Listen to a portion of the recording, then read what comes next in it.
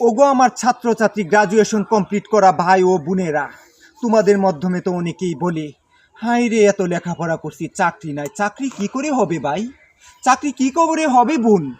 Graduation যে complete করেছিলে, আমি এই বুকে হাত দিয়ে বলতে পারি, যে স্টুডেন্ট গ্রাজুয়েশন কমপ্লিট করার পর সে যদি ঢাকা নীলক্ষেত থেকে বিসিএস এর বইগুলা পড়ে প্রতিদিন মিনিমাম 6 ঘন্টা একটা বা দুইটা বছর যদি পড়ে তুমি নামাজ পড়ো, বিনোদন দেখো বা তোমার বন্ধু বান্ধব আত্মীয় স্বজনের সাথে কথা বলো, তুমি যদি প্রতিদিন 6 ঘন্টা পড়ো, আমি চ্যালেঞ্জ করে বলতে পারি সেই বইয়ের ভিতর কিচ্ছু থাকবে না।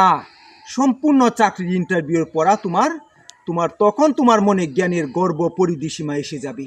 তুমি বলবা যে হ্যাঁ আমার চাকরি হবে, আমি মেধাবী, তুমি গর্ব করতে পারবে। আর যেই স্টুডেন্টরা গ্রাজুয়েশন কমপ্লিট করে আর 1-2 বছর চাকরির জন্য প্রিপারেশন নেনে তাদের কোনোদিনও চাকরি হয়নি। চাকরি তাদেরই হয়েছে যারা বাস্তবতা বুঝতে পেরেছে। যেই ছেলে যেই মেয়ে ছোটোবেলা থেকেই বলেছে, বাস্তবতা বুঝতে পেরেছে যে সামনে যদি নিবন্ধনে এবং বিসিএসে যদি দেশের একজন ক্যাডারও যদি নেয়, তাহলে সে প্রথম লিস্টে আমার নাম থাকবে।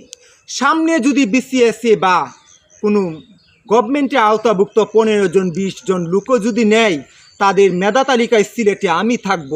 চাকরি সুতরাং তাদেরই হয়েছে যারা বাস্তবতা বুঝতে পেরেছে এবং ছেঁচা খেয়েছে বাস্তবতা জীবন নামে কি। যারা অলে খেয়ে মলে নিদ্রায় গিয়েছে, বাস্তবতা বুঝতে পারেনি, সেই পোলাপানের সেই ছেলে মেয়েদের চাকরি কখনো হয়নি।